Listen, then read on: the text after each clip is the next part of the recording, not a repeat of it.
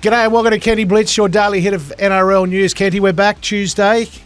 Happy to be back again. Always happy. Always happy to have you. Mate, packed show today. We've got a lot to go through, so let's kick it off with South Sydney challenging Jack Wighton's charge this evening. Yeah, an interesting one, isn't it? Jack been charged with a shoulder charge. Bit of a heavy one too, grade 2. Yeah. So, look, it puts him on the side. If he loses tonight, it puts him on the sideline for 4 weeks. It's a funny one, Warren. I've looked at it.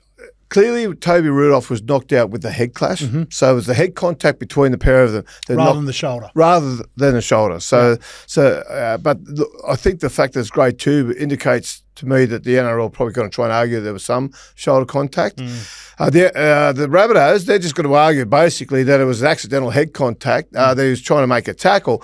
That'll then bring in the actions of his body and whether he tried to use his arms in the tackle or whether it was all shoulder. Again, looking at it, particularly if you look at it from behind, from Jack Wighton's perspective from behind him, it does look like his arms are coming up, but they do come up late. And they do mostly come up after contact. Okay, He just looked uncoordinated. It looked like he'd mistimed it. Yeah, and I think he certainly had mistimed it. I don't think. Look, if you're trying to go for a shoulder charge, you're generally a little bit more side on the classic shoulder charge. He wasn't. He was very front on. Yeah. I give the Rabbitohs a chance tonight. The only thing that concerns me is generally when it's a big penalty or big charge issued by the match review committee, it's very hard to get those turned down. It's like it's an indication of this is how serious we think it is, and the match review panel, the judiciary panel tend to treat it that way, and as if there's more seriousness to it. So look, maybe going for a downgrade. Do you think? Well, sometimes you can go in to go for a downgrade. You've got to plead guilty and then ask to but challenge the level of grading. Okay, they're not doing that. Right. So it won't be a downgrade. It shouldn't be a downgrade. Guilty or not guilty. It'll be a guilty, not guilty, and it'll be either plays this weekend or he's out for a month. So I actually think he should be let go. Though. I don't think there's much in it. Like I know it turned out nasty for Toby Rudolph, but from my point of view, I don't think he looked like he was trying to attempt a shoulder charge. I think it was just basically more chest than shoulder, to be fair. And I think they'll get argued tonight. Back in your old days, did you ever go to the judiciary? Oh, mate. Not playing. I mean, when you were reporting. Yeah, all the time. How was it? It was very it was fascinating at one point. Right. Yeah. The best one was when Marty Masella, who used to just neck everybody, right? Just neck everybody. And when they first brought in the careless, reckless, and intentional gradings, right? Marty Masella was just taking heads off week after week. So what they ended up doing is they charged him with, and he was one of the first to get charged with a careless high tackle, right? Now, he should have been charged with murder or attempted murder. But anyway, Keith Barnes, the old Balmain secretary, was there at the time, and he said, look, he got up, and the way it works is like a bit like a court of law. The judiciary chairman comes out, gives his welcome. We're here, Mr. Masella. He's been charged with careless high tackle. How do you plead? Not guilty. Okay, over to you, Mr. Barnes. And he goes, gives basically his opening statements. And he said, look, Barty's not a dirty player. You know, he gets it wrong sometimes. But he said, look, he said it certainly wasn't intentional. He wasn't reckless. He might have got a little bit careless, but Alan Sullivan was the judiciary chairman who's now on the ARL commission and said, I'll stop you just there, Mr. Barnes. He said he's only been charged with careless tackle. Guilty. So a dead set went 30 seconds. The whole thing. Good. And poor old Keith, he didn't know what was going on. He was like, a few pages to go. Mate. But he accidentally said he might have got a little bit careless. Well, it was a careless charge. But they used to be fascinating. Some nights you'd be there at midnight. Yeah, it was start at 7:30, and you'd still be there at midnight arguing back and forth and legal technicalities. They don't challenge them so much anymore, do they? Well, look, we get it a bit wrong the way it works these days. People say they argue that the discount that's there basically is unfair because it stops you from going, to challenge the charge. Everybody's entitled to challenge the charge. The discount is there to try and what was happening was people were turning up, particularly now in the way the game's officiated, people were turning up. It was every Monday night. There'd be 5 or 6 blokes up there for careless high tackle charges at the very lower end. But by the time you sat through half an hour for every one, which in most cases were clearly guilty, but given they had to appear anyway, they were arguing to try and get off. It was going all night. So in the end, they said, you know what, they rejigged it a bit. They put the the 25% discount on there for an early plea, which is in effect saying if you think you're guilty, rather than just roll the dice, take the discount. Now, if you think you're innocent, you're always allowed to fight the charge. You just are. So, can you think a question without notice? Obviously, can you think of any big ones that you went to, like big ones?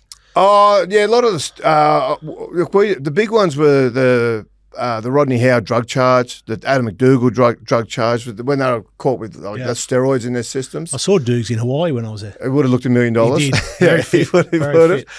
He hasn't stopped training. He's still talking to his legs, which he hates people bringing up. Yeah, okay. But still on his man shakes? Yeah, he sold that. He sold out of that. So, yes, he did. Well done, Dukes. But anyway, out of that, look, so they were big charges, and things like a couple of eye gouging charges and biting charges, they're always the nasty ones. So there, plenty to go. Oh, mate, some of the stories from the old days. Yeah, very good.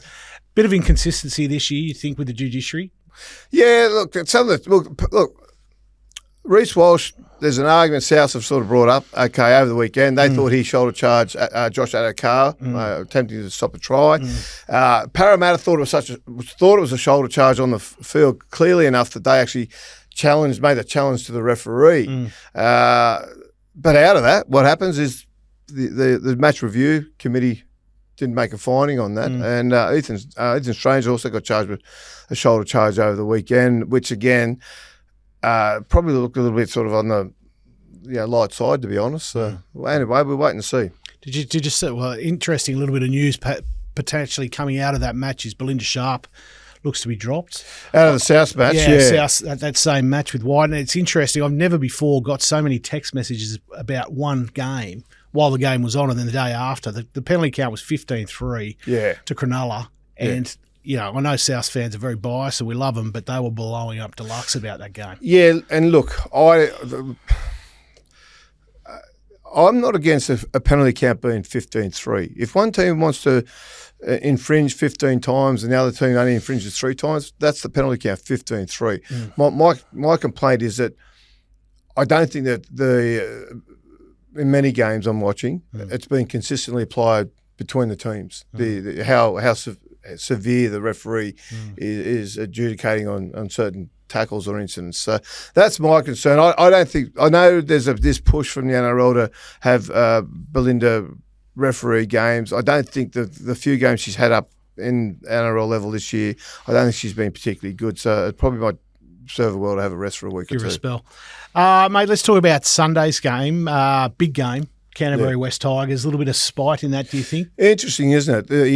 Lachie Galvin, first time up against West Tigers. And we all sit back, and we sit there and we go, what about this? What's going to happen? Like, what's the play in the game? In the old days, we know what would have happened. There would have been a few late tackles. There would have been a few incidents in tackles here and there. Potentially a few brawls breaking out. In the scrum, maybe? Well, look, they would have gone in the old days. They would have gone after Lachie Galvin, and his teammates would have felt obliged to protect him. Yep, and that's how it would have blown up. That's sort of been coached out of the game now, or adjudicated out of the game now. That said, though, it's interesting. They've spoken to Kevin Serraldo about it, and he said, "Look, I don't have a problem with him handling his cool.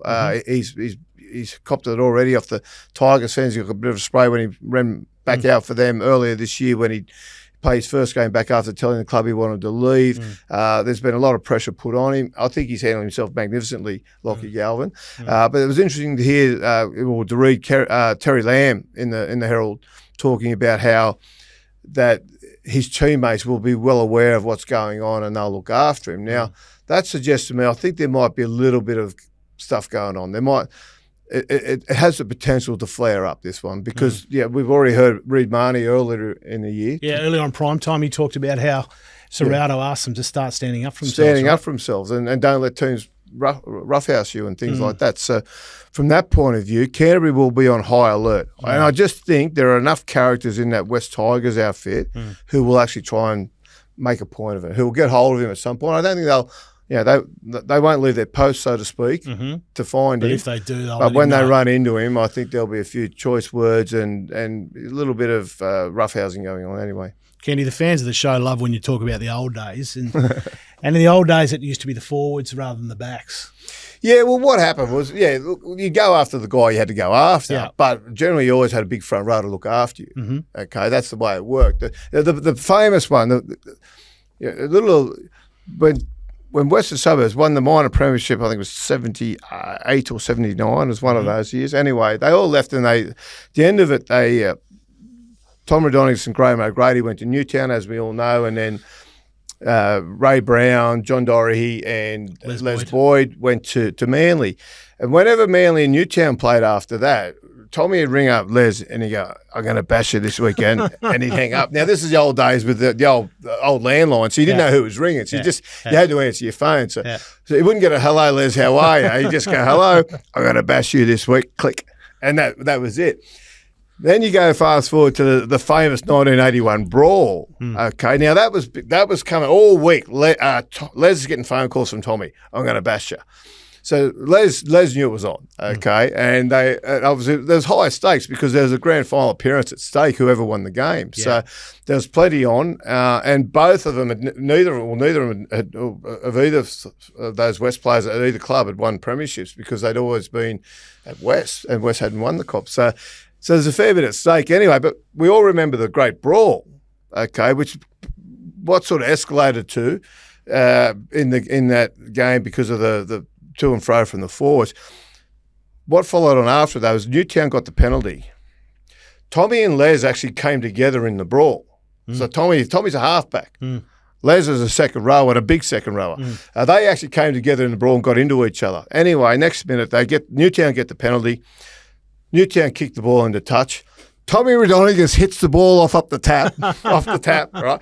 Goes straight at Les, and as he's running at Les, he gets about 5 metres from him and just throws the ball at him, and he just comes in with a right hand straight after it, and it's on again. Wow. So, in those days, it was just sort them out. They couldn't, they couldn't be stopped, so they couldn't be pulled apart. But it was madhouse. Yeah, it was. Yeah, they were the some say the good old days. You miss those days? Oh, look, I appreciated a good brawl in the field. Okay, I appreciate it. And look, you talk to the old Rabbitohs guys. It was actually a tactic to them. To the Western Suburbs guys of that era, Tommy Rodonix, Les Boyd, when they were playing together at West, it was a tactic. That was, I think New South Wales would have killed for Tommy Rodonix this year in the Origin Series. Yeah, right. Because Tommy would have thought, you know what we're doing is not working. I need to somehow change the momentum and the mood in the game. And he would have grabbed somebody and just flogged into him, basically, because Tommy used it as a tactic. Tommy was smart enough to be able to use the brawl. It wasn't a hot-headed, I've got the shits and I'm going to start throwing punches. Yeah. It was a deliberate tactic from Tommy, and they used effectively too. And what about? Obviously the classic one was Ian Roberts. Well, against the South Pack when he moved to Manly. Yeah, well they went. Well, South Pack he came through Manly 86, 87, Robbo, and then they had a call for Henry when Tugger thought we need to change something here. He just walked to a scrum. He said Henry. And they just started to drool the South Pack. And then Ian Roberts went to Manly, as we all know, and the Rampling Boys and all these old roughhouses, Les Davis, they're still playing at South.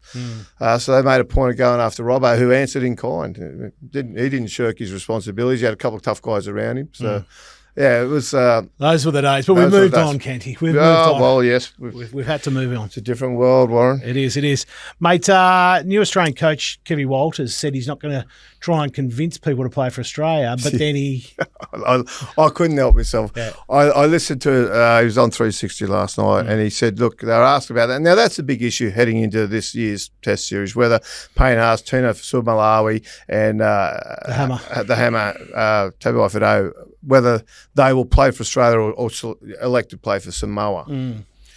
So Kevy's now got the job. He said, look, he's not going to convince them to play for Australia because there's a bit of a backlash, I suppose, from people saying, well, why should you have to be convinced for the honour of wearing an Australian jersey? You're desperate to wear the jersey or you're not. You can't be sort of half in. And if you're not that keen or if you're contemplating playing somewhere else, then just go. They shouldn't have to beg someone to play for the Australian jersey. So Kevy's a people pleaser. He doesn't like upsetting people. We've got Kevy's quote here. He says, I won't be trying to convince them to play for the Kangaroos. I will sit down with these guys and outline my plan on where we are going to take the jersey. That's it. He's not going to try and convince them, but he's going to sit down with them and outline his plan. You can't do both. And then he says, and then get an understanding of their feelings towards that and how they feel about playing for Look, that's just Kevy just said. Look,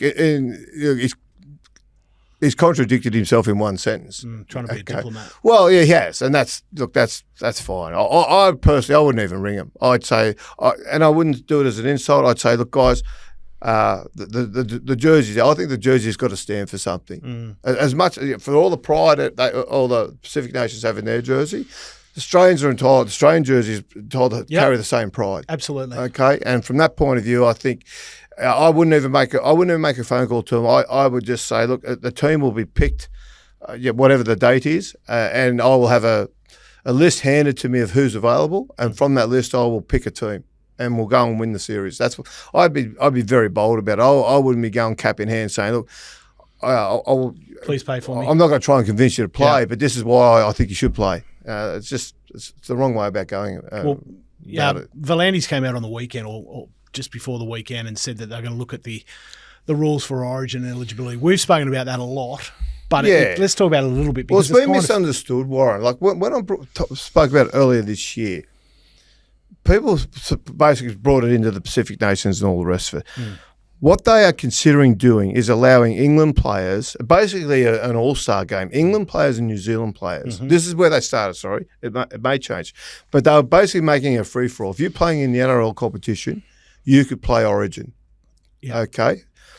Now, that's caused some concern. Now, I know certainly the New South Wales and Queensland rugby leagues are dead set against that idea. They don't want Herbie Farnworth, for example, playing for Queensland. Okay.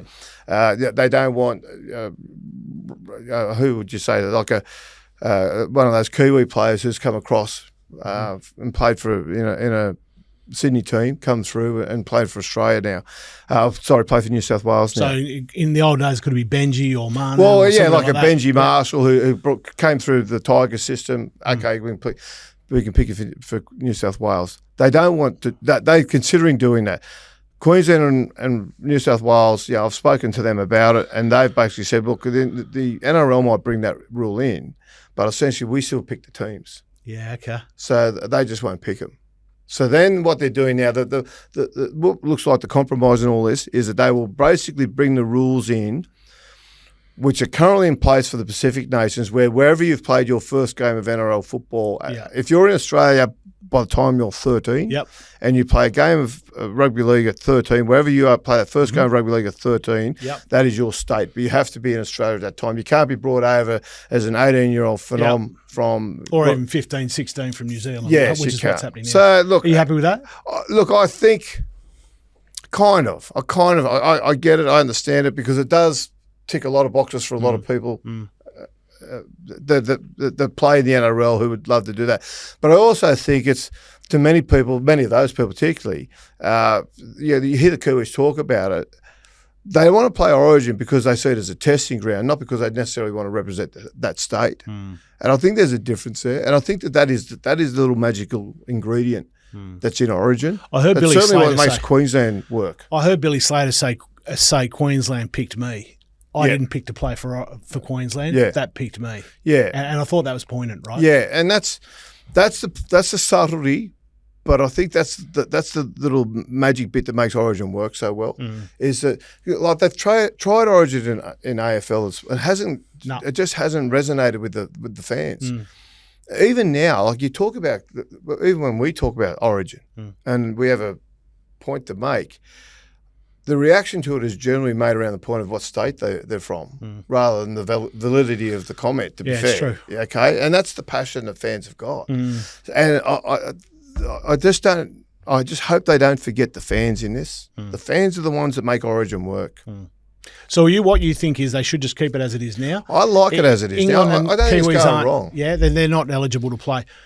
And whereas the Tier 2 nations, Samoa and Tonga, those players are eligible to play. Yeah, and let's talk about Tier 2, whether they should be Tier 1. Why can't they be made Tier 1? Because they are obviously so strong now on the international scene. Yeah. It is less to do about their performance on the international scene as a international team as it is their status is about their infrastructures, their junior pathways, their developers, how many junior numbers they've got, all that. That's what promotes you to a Tier 1 nation. It's nothing to do with how you're performing on the international stage. So if that's the case, then that both or all those Pacific nations particularly got a little bit more work to do because the game is still growing over in that part of the world. And I think what PVL and the Australian Commission realise is that the NRL really is driving the international game because the English, league is suffering. So all these players for Samoa, Tonga, Australia are all going to come from the NRL. Yeah, and I think they recognise the importance of international football, international rugby league, and so by making these decisions, at least they drive it. I think the one thing they've got to say is, whatever decision you make when you're 18, that's it.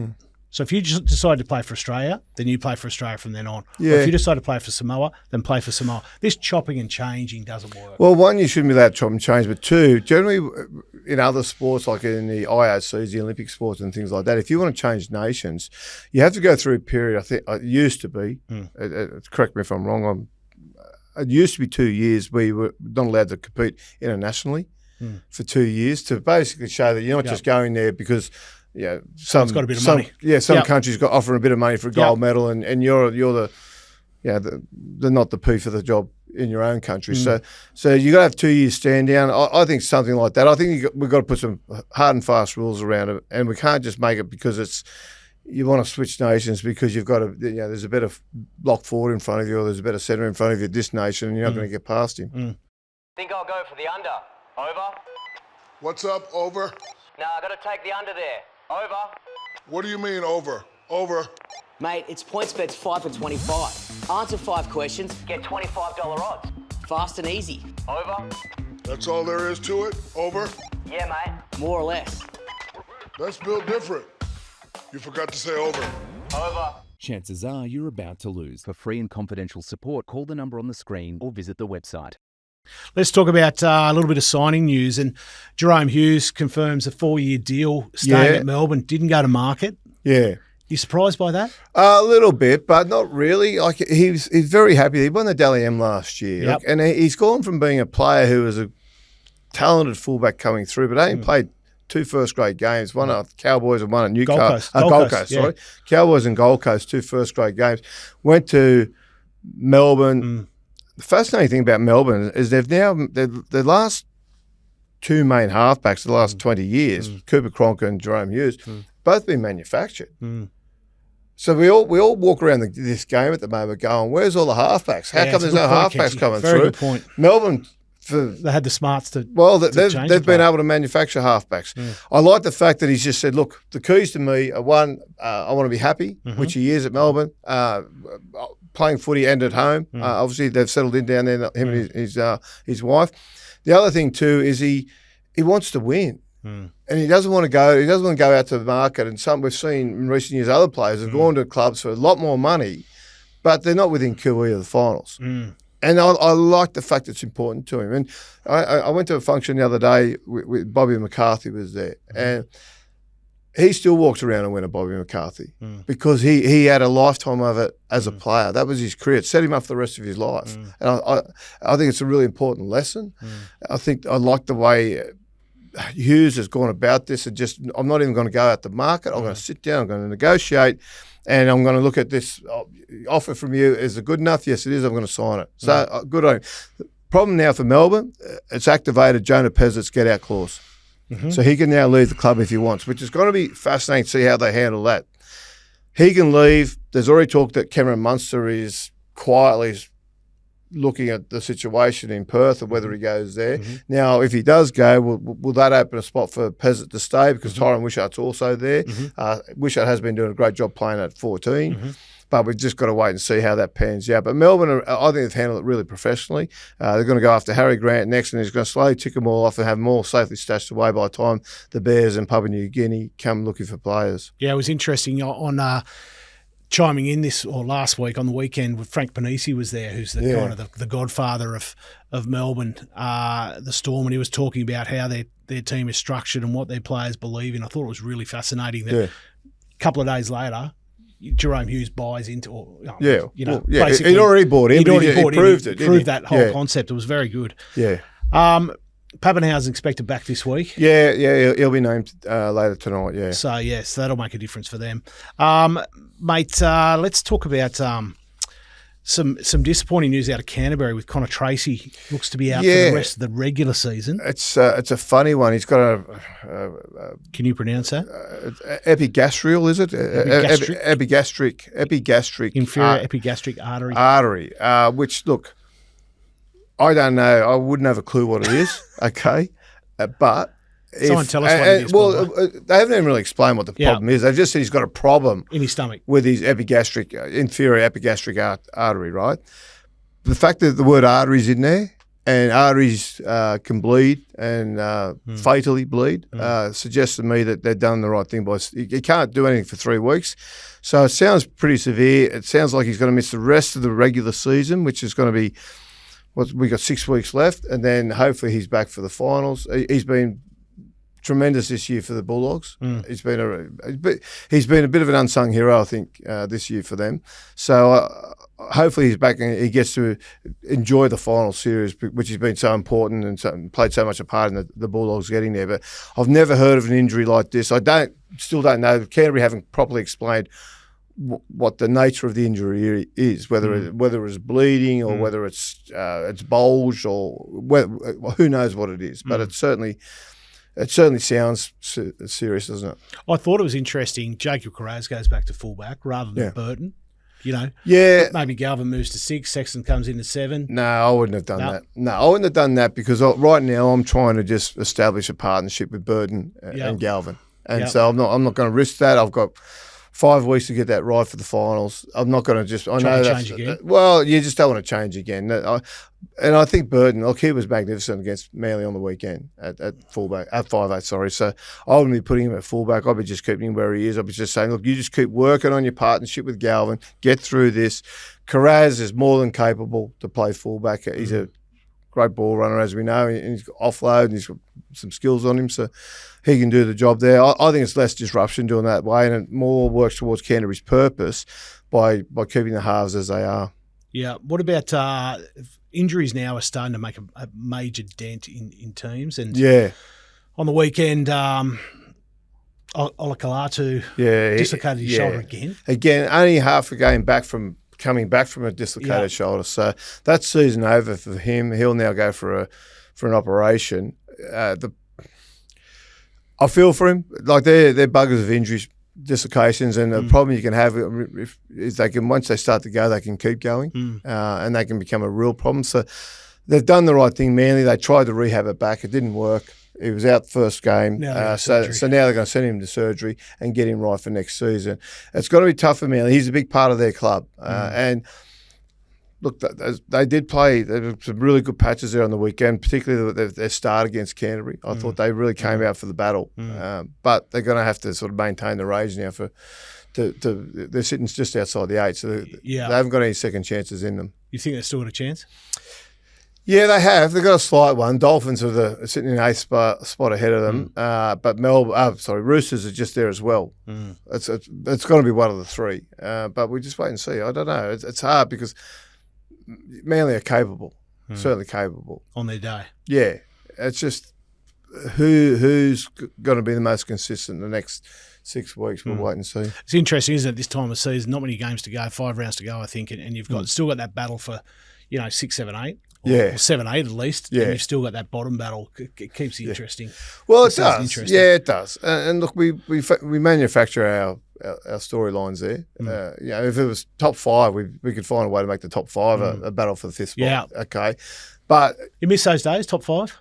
I think it's fair. I don't like the fact that you battle for 27 rounds and half the competition then makes the finals. Yeah, right. I think that was always... So you don't like the idea about this wild card round for 9 and 10? Oh, I hate it. 9, 10, 11, no, 12. I hate it. Say? No, I don't think they deserve it. Because the other thing is in recent years, it's almost the formula now, you're only going to win as many as you lose. Half your games. Yeah. And that, to me, that I don't think you really deserve a shot to win the big one if you only win half the games that you play. Now, that said, someone will have the argument that, well, hang on, if you finish in 8th spot and you manage to go through and clean up the rest of them on the way through the grand final day, good luck to you. Well, that's true. That's true. But I also think 27 rounds has got to count for something. It should count for more than what it does. The fact you play 27 rounds and teams, there have been teams with losing records get into the finals, into the top 8. I think a lot of that comes from the US, where it's 32 teams. They play 16 rounds during the season. We've got 17 teams. We play 24 rounds. So, it's a very different proposition. Anyway, Kenty, that's it for us today, mate. Thanks again, and we'll see you tomorrow.